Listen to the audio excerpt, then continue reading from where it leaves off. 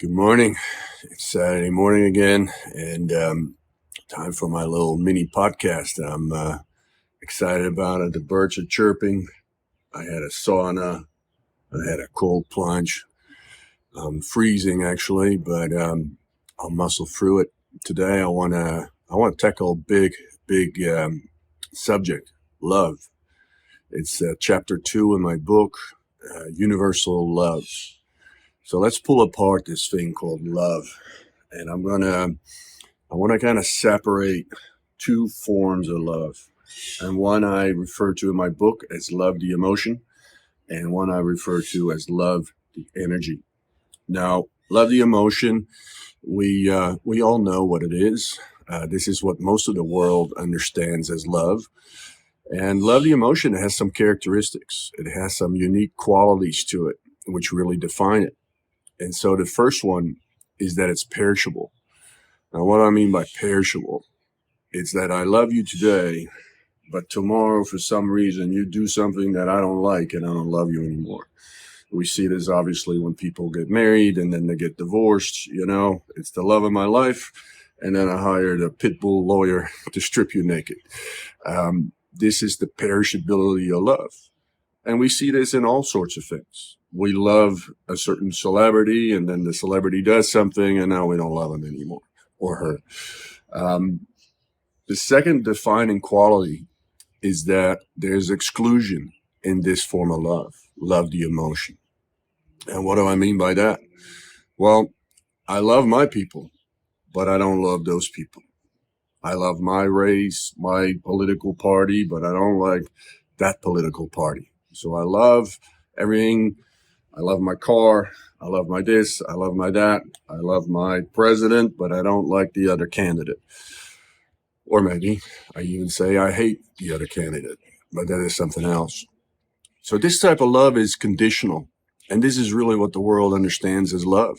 This is how we move through the world.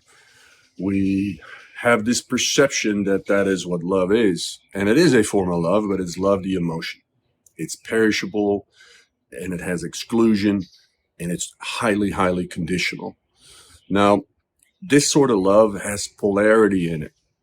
And we tend to think that, the opposite of love might be fear or hate, and that is actually not true. The opposite, the polarity of this kind of love, the emotion, is actually indifference. You see, when I love my people, I'm indifferent to these other people.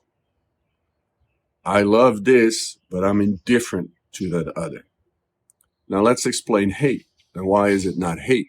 Well, hate or anger is really a surplus of negative energy. And so what's the opposite of that? It's a surplus of positive energy. Now, what would that be? That's idolizing, aggrandizing.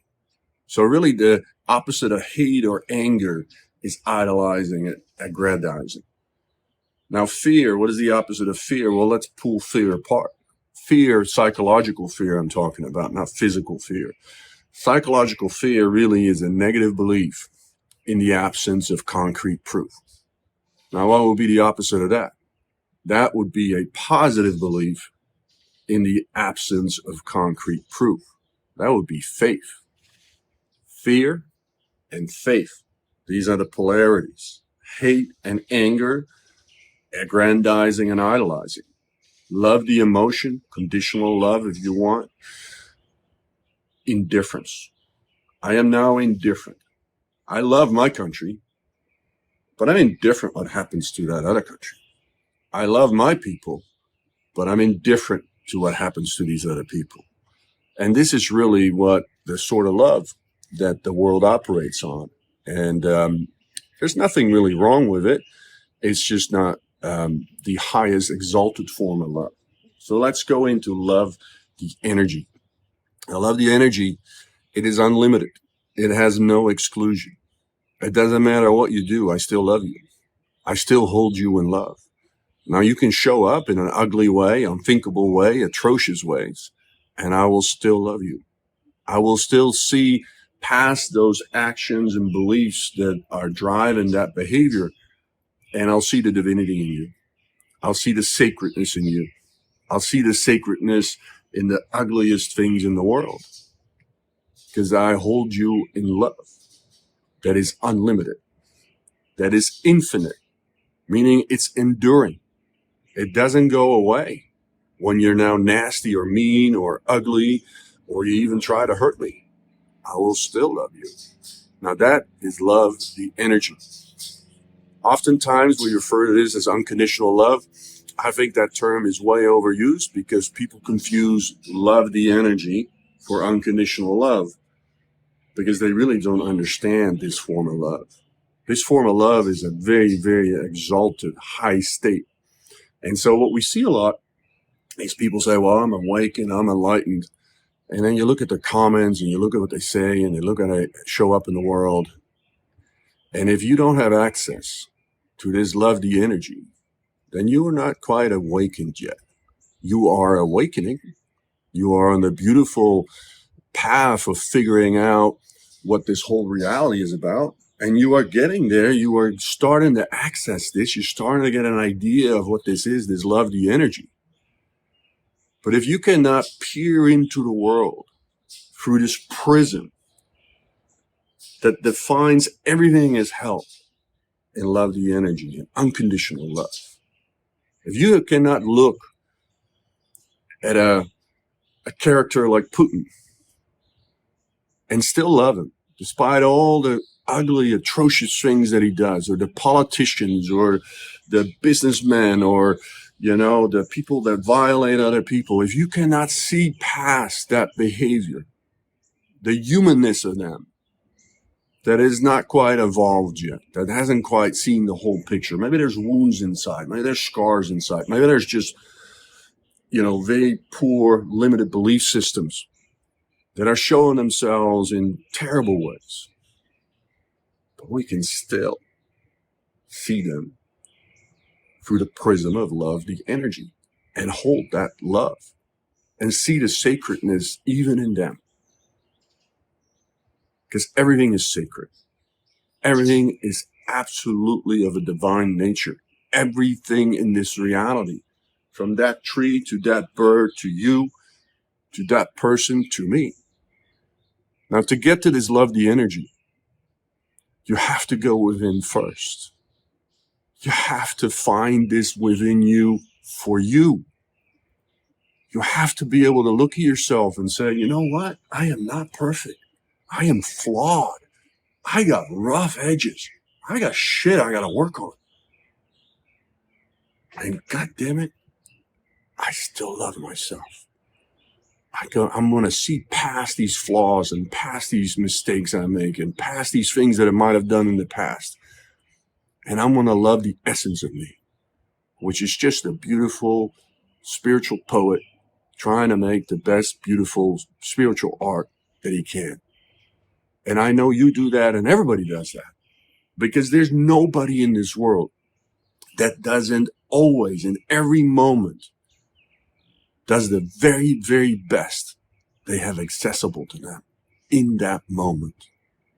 Now, what they have accessible might not be very pretty, might not be of a very high caliber, might show up in all kinds of ugliness they project into the world and atrocities they commit to other people or the environment or greed or corruption or whatever it might be. It doesn't matter. Because that's in that moment the best they have accessible. And when you can see that, you can start to access this love, the energy. And just look at it. And they say they're just figuring it out. They don't quite see the whole picture yet. There's a lot of pain in them that's being expressed into the world, because hurt people hurt people. Happy, deliriously happy people floating around in bliss, they don't hurt a mosquito. So clearly, when someone is showing up ugly and atrocious, and there's terrible things and all kinds of awful things that people are doing in this world, it's all they have accessible in this moment. And we can see that in love. We can see that in compassion. We can see that they're just on their road of figuring it out. And it's beautiful. There's no wrong or bad. These are just experiences. And really, the way to maybe access this is to see that everything has results and outcomes. And if you show up in beautiful ways, if you show up in loving ways, if you live by the golden rule, do unto others as you wish to be done unto you, then the results and outcomes in your life are going to represent that. Now, when you break the golden rule, which happens a lot on a micro level and a macro level, look at all these wars in the world, the violence, the hate, the anger, the aggression that we see. People, the mass stealing we see here in the U.S. All these types of actions are unconscious behaviors. They don't know any better. They really have no access to something better. Do you see someone that is addicted to drugs or alcohol or in some way self-destructing their life? That's the best they have accessible right now. They're not bad people. They might be doing bad things, but they're not bad people. They're just on their path of discovering this. Now, when you can start accessing this type of love and light up, then your thread of consciousness that runs through your Atma is going to vibrate at a very, very, very high frequency. And when that happens, you become a goddamn lighthouse. And you light up the world.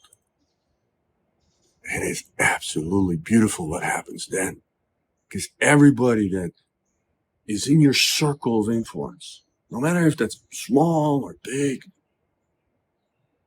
you will touch everybody's Atman. You will light up the world. Enough people do this. The world really changes very, very rapidly. So this is the work. To go inside. Love yourself. Find this unconditional love. This lovely energy for you. And when you find that, beam it into the world. Boom! Whoa! This feels good. I promise you. This is what life is all about. It's to find that inside of you. And just boom! And beautiful, beautiful things happen when lots and lots of people do that. I hope this was helpful. This was chapter 2, Universal Love. I go very deep in a lot of different things. That was just a foundational piece. It is a big foundational puzzle piece that we're so missing in the world today. People lost in this love the emotion and then lost in the perishability and exclusion that they can't even see. That's within their own love. They talk about other people, other countries, other religions in such harsh ways. Don't be so harsh. It's not necessary. We could be soft. Here I'm sitting, 6'5" guy, and I'm soft. My heart is soft. I have softened my heart because it was too goddamn hard to carry all this judgment inside of me towards myself and then expressing it into the world. And what I discovered is, man, I gotta let all this shit go. I just have compassion for myself and say, hey, you're not perfect, but you're working on it. And maybe everybody else is doing that too, in their own way, in their own timeline. So, soften your heart for you first and then into the world. And the world, I promise you, is going to look a very, very, very different place. I hope this was helpful. Love and Truth. It's a bestseller on Amazon. It's a beautiful book. I'm getting great reviews. I'm so, so grateful for everybody that's writing me, that it means something to them. That's really why I write. And it's a beautiful world. but it can still be a little bit more beautiful. Love and truth. Robert.